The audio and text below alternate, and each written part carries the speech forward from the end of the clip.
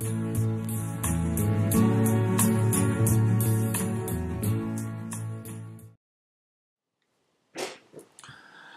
I'm Professor Boardway, and I wanted to talk to you a little bit about the Architectural Registration Exam by NCARB. This is the exam that candidates take across the United States and in other parts of the world as well. Canada, Puerto Rico, Virgin Islands, Guam, I believe, are some other locations. They might be different there based on some local codes, I think, according to NCARB. But of course, it's the one exam across the United States. And so it's a matter of taking a look at the website, ncarb.org, ncarb.org, and of course they can kind of keep you up to date on what's going on with the exam. We went into another transition recently from 3.1 to 4.0, went from 9 sections down to 7 sections, and some candidates did lose in transition, as we usually do, and so it's a matter of taking a look at, okay, where are you at right now? Are you starting off brand new and having to look at the 7 sections of the exam?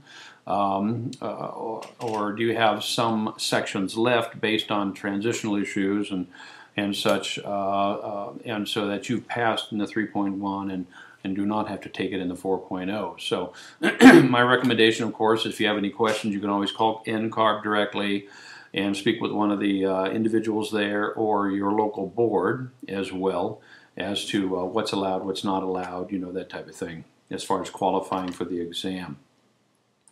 Now, my company does seminars across the United States and other parts of the world as well for the ARE, and I've been doing them for 20 some odd years, and we have a pretty good success rate for the exam, for the candidates as well. And so it's a matter of, okay, so where are you at? The first thing you really want to do, now this is just an introduction of the ARE, so I'm just going to like generalize some information, but in the future we'll have little snippets or video clips of sections of the exam and kind of give you some pointers and tips and, you know, how to get through the exam as well. But this exam, the first thing you want to do really is put yourself on a schedule.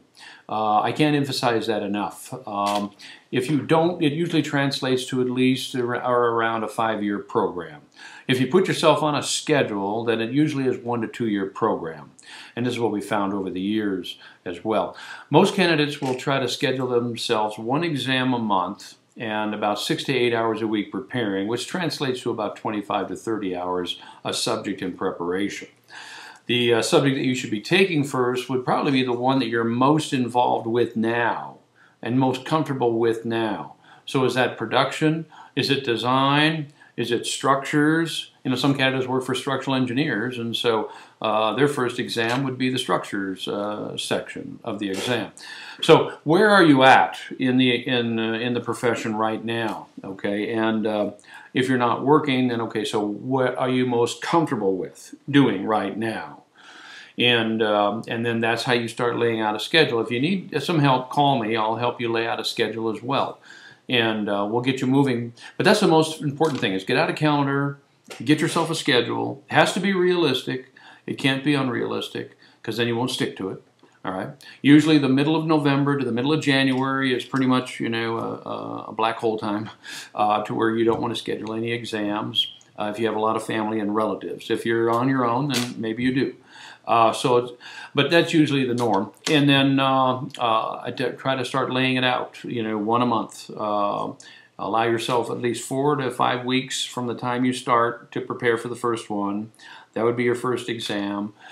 Take that and then go on to the next exam. Okay. Some candidates say, well, I take the hardest ones first and get those out of the way, so it's a downhill slide from there, you know. But we've found over the years that it should be the other way around. Leave the hardest ones for last, because then you've got a focus of energy on that particular subject, which you need because it's more difficult. And whereas the easier ones to you now, which you're involved with on a daily basis, production or whatever it happens to be, then that's what you want to lay out that way. Most candidates, because they're mostly involved with production in an office and such, would do the building design and construction systems first. That's the old materials and methods section. And then they would go into construction documents.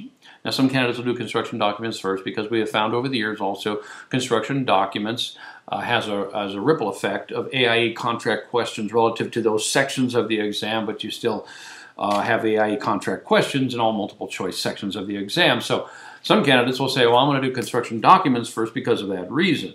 All right. So anyway, construction documents or building design construction systems should be the first ones you do. And then you can go into building systems. It's the old mechanical electrical section of the exam. And then programming, planning, and practice. The old title was pre-design. And then they would probably go to site planning and design, and then schematics, and then come back to structures at the end. Now that's the normal layout. But again, everyone is different, okay? And the way that you study is different as well. You might want to just put 6 to 8 hours on a Saturday in the library and not spread it out over the week. So what kind of study techniques do you have, all right, regarding the architectural registration exam? And after you take one, normally you have to take wait about 4 weeks for the results. If you don't pass, and again, we have to wait the 6 months before we are allowed to take that particular subject again. And then my question to some candidates is, where are you at on the 5-year rolling clock as well? Because most, I think it's across the United States now, we have the 5-year rolling clock, which means that the first exam that you took and passed, the date from that particular exam, if it was in the last 2 years, the 5-year rolling clock is starting, which means you have to pass all sections of the exam within that 5-year time frame. So you might want to check with your board, where am I at in the 5-year rolling clock? I was just curious, and say they should have a file on you. They should be able to tell you that. Write to them or give them a call and see where you're at on the 5-year rolling clock. Okay. Also, let's see, materials that are out there would be, of course, my organization, which does the seminars, workshops, Skypinars, teleseminars, tutoring, and all of that. And then there's also ALS Kaplan. I think Kaplan bought out ALS about 7-8 years ago or so. And then they have materials. And then there's Arca Flash. They have the flashcards for the various sections of the exam. There's David Kinballas, we call him the Ballas books. He writes books on the exam as well. There is an occasional AIA office, local office, seminar for the exams as well. But just kind of watch yourself a little bit there, because they ask engineers to come in, volunteer their time, most of the AIA offices, and talk about that particular subject. But it's kind of hard to correlate it back to the exam. Okay, so there's a little bit of correlation issue there. But there's some materials out there. Okay, the time I pass some of the exams is when I got out of the 2D mode. I call it 2D mode, and I got into the 3D mode. So that I took my engineers to lunch, and they gave me an hour of their time at the job site, and we talked building systems or mechanical, electrical, plumbing, or something like that. And so it's good to kind of get out of the books or put the books aside for a little while and do a 3D thing. Go to a hardware store, take a tour of a manufacturing plant, carrier, train, whoever it happens to be, and kind of get into that 3D thing, okay, as well. And that's helpful. All right.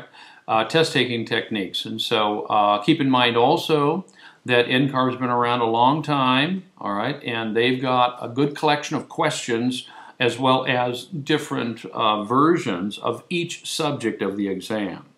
And I'm told, or theory has it, that the candidate the last exam you took and did not pass, whatever version that was, you will not be given that same version again next time you go back in. So what's the difference of the versions, right? And so, well, it's a function of how NCARB tests: theory, practical application, utilization of formulas, responsibilities, procedures, definitions of terms, history. Okay, and so there's about 6 to 7 different emphases of something relative to that subject. All right. And so it's a matter of and they feel that if you didn't pass, then you have to go, wait 6 months to prepare holistically again, so to speak, and touch base on all those different emphasis of versions. Okay, so that's a theory. There's another theory out there that the questions have different weights to them. All right, so there's 2 points, 5 points, and 10 points for simplicity. We categorize it that way. And theory also has it that the 10-point questions are about 15 to 20 10-point questions buried in the group of multiple choice questions you're given. And that's where the computer goes first to grade you to see how you did. If you did rather well, you pass. It doesn't have to even go into the 5 and 2 point questions.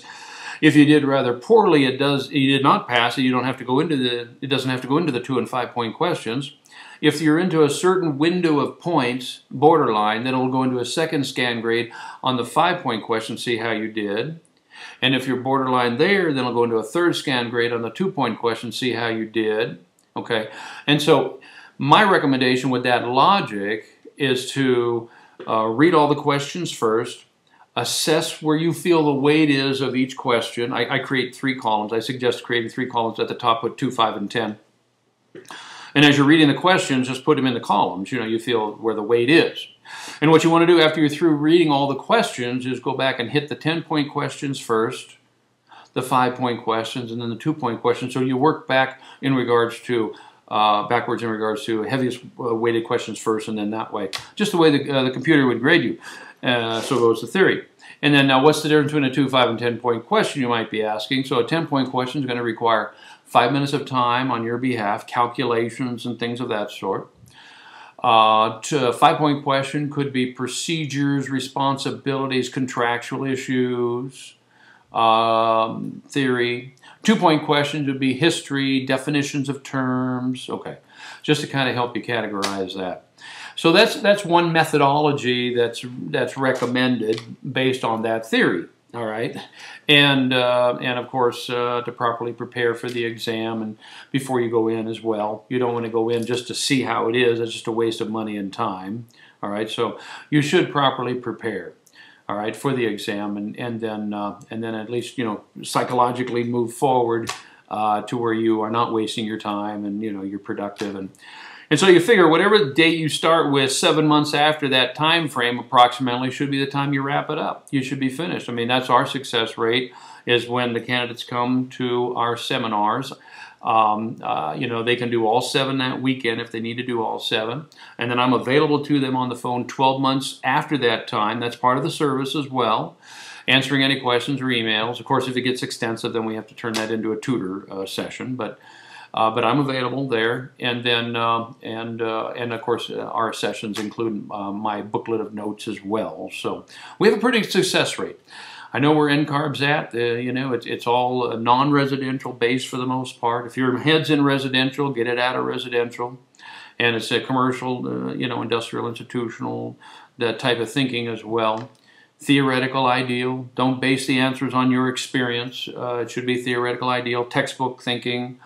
One way you can look at the question and then ask yourself, okay, what textbook or what document are they coming from, regarding this? What AIE contract are they coming from? And so it's a matter of, and then that's the way we answer the question, a theoretical textbook type of way of answering. Okay, but hopefully that kind of gives you an overview of the ARE, Architectural Registration Exam by NCARB. And then just look for snippets of video, tips and tricks and techniques on the website as well, because I'll be including those, I believe, on this page as well. Okay, and again, if you have any questions, give me a call, and we can get you through this thing. All right, take care. Bye-bye.